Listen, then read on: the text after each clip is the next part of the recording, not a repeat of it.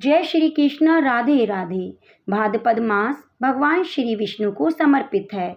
इस मास में भगवान श्री विष्णु कृष्ण जी की कथा कहानियाँ सुनने का विशेष ही महत्व है और श्रीमद् भागवत गीता का श्रवण हमें नित्य प्रति करना चाहिए। आज मैं आपको श्रवण कराने जा रही हूँ श्रीमद् भागवत गीता के चौथे अध्याय का महात्म्य।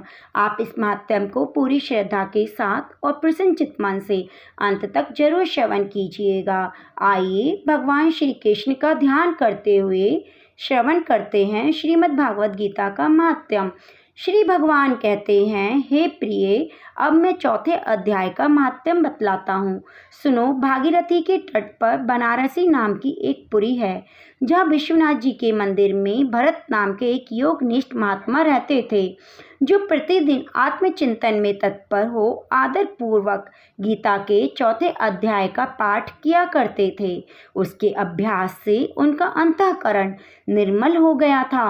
वे शीत उष्ण आदि द्वंद्वों से भी कभी व्यतीत नहीं होते थे। एक समय की बात है, वे तपोवन नगर की सीमा में स्थित देवताओं का दर्शन करने की इच्छा से भ्रमण करते हुए नगर से बाहर निकल गए। वहाँ वेर के 2 वृक्ष थे, उन्हीं की जड़ में वे विश्राम करने लगे। एक वृक्ष की जड़ में उन्होंने अपना मस्तक रखा था और दूसरे वृक्ष के मूल में उनका एक पैर टिका हुआ था।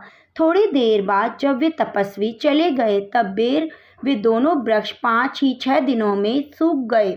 उनमें पत्ते और डालियां भी नहीं रही। उसके बाद वे दोनों वृक्ष कहीं ब्राह्मणों के पवित्र गृह में 2 कन्याओं के रूप में उत्पन्न हुए। वे दोनों कन्याएं जब बढ़कर 7 वर्ष की हो गईं, तब एक दिन उन्होंने दूर देशों से घूमकर आते हुए भरत मुनि को देखा।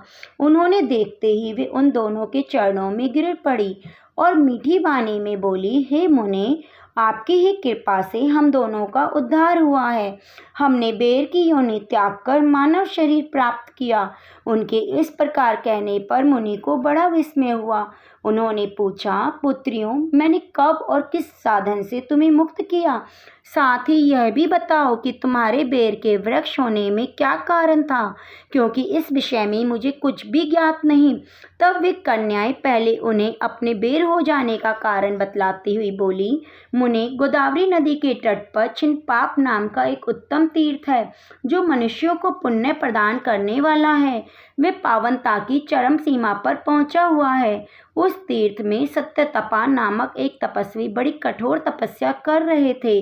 वे ग्रीष्म ऋतु में प्रज्वलित अग्नियों के बीच में बैठते थे। वर्षा काल में जल की धाराओं से उनके मस्तक के बाल सदा भीगे रहते थे। जाड़े के समय जल में निवास होने के कारण उनके शरीर में हमेशा रोंगटे खड़े रहते थे। वे बाहर भीतर से सदा शुद्ध रहते, समय पर तपस्या करते, मन और इंद्रियों को संयम में रखते हुए परम शांति प्राप्त करके आत्मा में ही रमण करते। वे अपनी विद्वता के कारण जैसा व्याख्यान करते थे, उसे सुनने के लिए साक्षात ब्रह्मा जी भी प्रतिदिन उनके पास उपस्थित होते और प्रश्न करते थे। ब्रह्मा जी के साथ उनका संकोच नहीं रह गया था, अतः उनके आने पर भी वे सदा तपस्या में संलग्न रहते थे।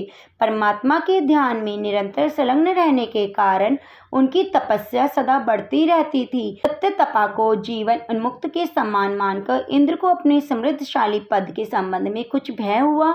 तब उन्होंने उनकी तपस्या में सैकड़ों विघ्न डालने आरंभ किए। अप्सराओं के समुदाय से हम दोनों को बुलाकर इंद्र ने इस प्रकार आदेश दिया, तुम दोनों उस तपस्वी की तपस्या में विघ्न डालो, जो मुझे इंद्र पद से हटाकर स्वयं स्वर्ग का राज्य भोगना चाहता है। इंद्र का यह आदेश पाकर हम दोनों उनके सामने से चलकर गोदावरी के तीर पर, जहाँ वे मुनि तपस्या करते थे, आई। वह मंद एवं गंभीर स्वर से बजते हुए मृदंग और मधुर वेणुनाद के साथ हम दोनों ने अन्य अप्सराओं सहित मधुर स्वर में गाना आरंभ किया। इतना ही नहीं, उन योगी महात्मा को वश में करने के लिए हम लोग स्वर, ताल और लय के साथ नृत्य भी करने लगी। बीच बीच में जरा जरा सा अंचल खिसकने पर उन्हें हमारी छाती भी दिख जाती थी।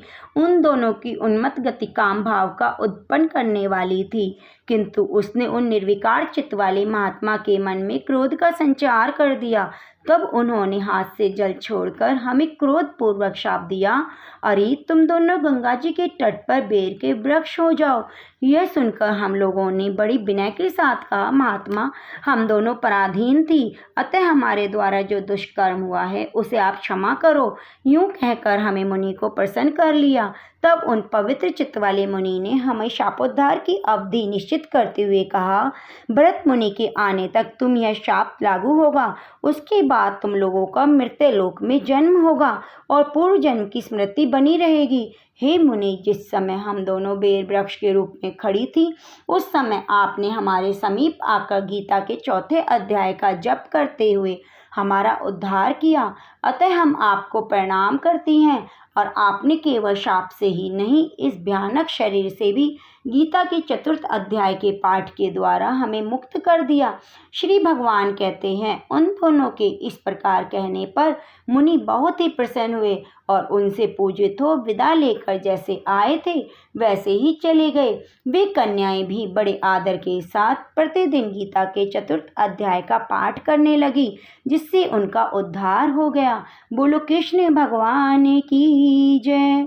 दोस्तों, इस प्रकार से श्रीमद् भागवत गीता का श्रवण करने के लिए आप हमारे चैनल को सब्सक्राइब जरूर कीजिए, बेल आइकन को दबाना ना भूलें और कमेंट बॉक्स में जय श्री कृष्णा जरूर लिखिए। मिलते हैं अगले अध्याय और अगली धार्मिक वीडियो के साथ।